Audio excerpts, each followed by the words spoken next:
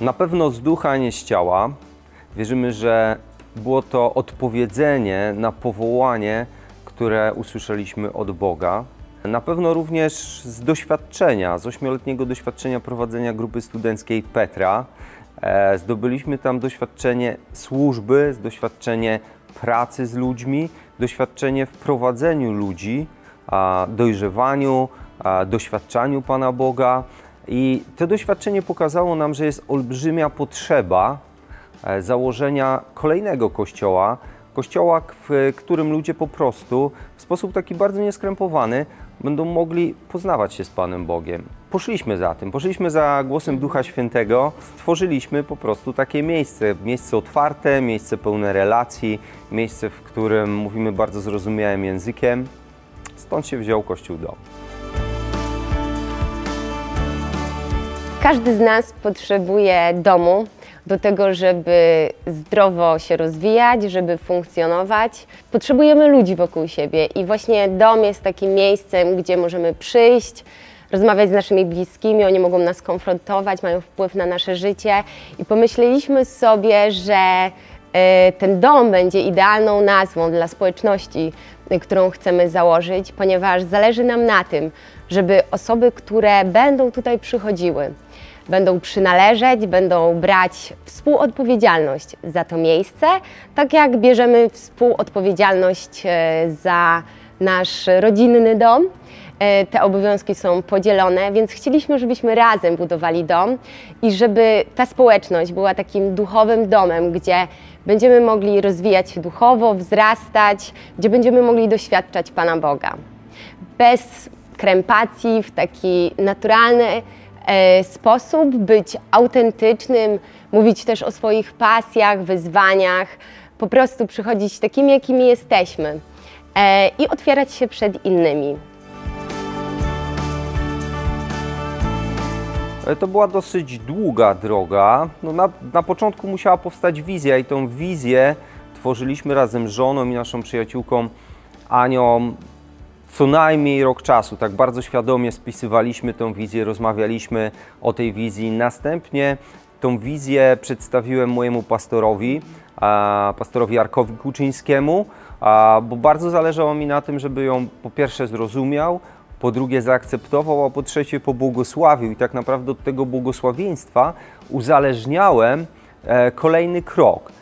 Oczywiście pastor w bardzo entuzjastyczny sposób zareagował, pobłogosławił to i rozpoczęliśmy kolejny taki formalny krok, czyli zapoznaliśmy z tą wizją potencjalnych ludzi, którzy mogliby razem z nami założyć tą społeczność.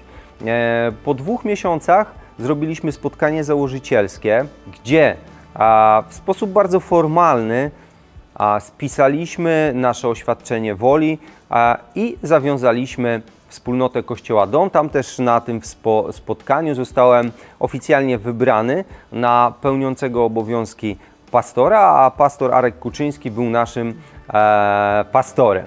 W tym czasie ja też również zostałem zgłoszony formalnie na kandydata na diakona. Musiałem przejść odpowiednie szkolenia, zdać egzamin na duchownego i zostałem duchownym Kościoła Zielonoświątkowego. Po roku takiej próby wymaganej prawem byłem ordynowany na pastora. A w międzyczasie spotykaliśmy się wspólnie z grupą założycielską, rozmawialiśmy o wizji Kościoła. Po 6 miesiącach w listopadzie wynajęliśmy lokal i wprowadziliśmy się już jako Kościół. Zaczęliśmy remont naszego docelowego miejsca spotkań. To spotkanie założycielskie, o którym wspominał Szymon, liczyło około 30 osób. W większości były to poststudenci i młode rodziny, które dopiero wchodziły w takie dojrzałe, dorosłe życie. Spotykaliśmy się regularnie.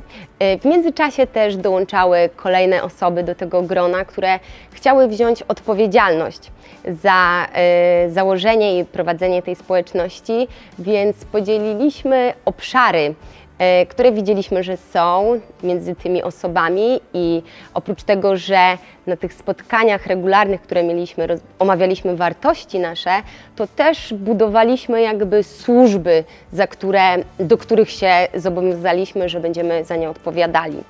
Odpowiedzialność za służbę to jest jedno, ale też wszyscy uczciwie zadeklarowaliśmy, że bierzemy odpowiedzialność finansową za budowanie tej społeczności, za budowanie nowego domu. I od samego początku, od spotkania założycielskiego odkładaliśmy nasze dziesięciny, odkładaliśmy nasze ofiary na specjalne konto po to, żeby nazbierać pieniądze na wynajęcie nowego lokalu, na wyposażenie tego lokalu. I to był jeden z fundamentów, odpowiedzialność finansowa za społeczność, którą budujemy. W tej chwili myślę, że razem z sympatykami, z dziećmi jest nas około 280-300 osób. Członkostwo od samego początku było totalnie niesformalizowane, bo nie zależy nam na tym, żeby zapisywać ludzi gdzieś w jakimś Excelu lub robić jakąś listę, ale zależy nam na przynależności serca, zależy nam na sercach ludzi. To znaczy, że ktoś i sercem, i czynem czuje się domownikiem. I patrząc na naszą społeczność, widzę co najmniej takie 3 grupy ludzi, gości, którzy nas po prostu odwiedzają. Częściej lub rzadziej wpadają tutaj do domu i biorą. Sympatyków, czyli takich przyjaciół domu, którzy są tutaj może nawet i regularnie, może nawet i co niedzielę. Przede wszystkim biorą, a sporadycznie coś dają albo w ogóle nie dają. No i jest oczywiście domownik. Ktoś, kto świadomie uznaje autorytet pastora. Ktoś, kto świadomie uznaje autorytet liderów. Ktoś, kto świadomie przynależy sercem, wie, że to jest jego dom, wie, że to jest jego społeczność, ale też i czynem.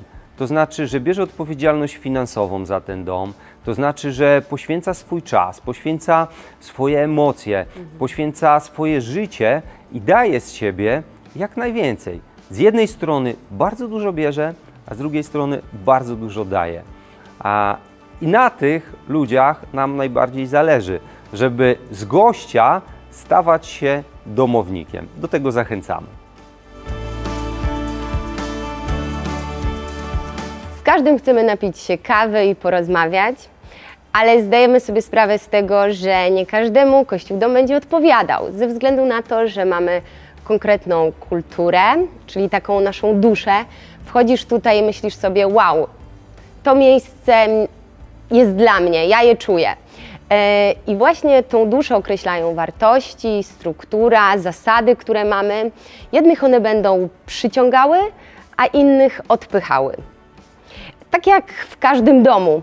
W jednym są zasłony, w innym są żaluzje, w jednym zwraca się uwagę na słowa, w innym po prostu język jest rozwiązły i słowa lecą. Tak samo w naszym domu chcemy zwracać uwagę na konkretne zachowania i je promować, a inne po prostu mówić, że są nieodpowiednie i chcemy tak świadomie podchodzić do naszej społeczności i ją budować. Myślę, że naszą społeczność w pewien sposób określa nasza kultura i ta kultura po prostu jednych będzie przyciągała, a innych odpychała. Dom jest otwarty dla każdego, ale zdajemy sobie sprawę, że nie każdy będzie czuł się tutaj komfortowo i uważamy, że to jest bardzo okej, bo są też inne kościoły, nie lepsze, nie gorsze, ale po prostu inne i w tej różnorodności wiemy, że Bóg znajdzie miejsce dla każdego. Dokładnie.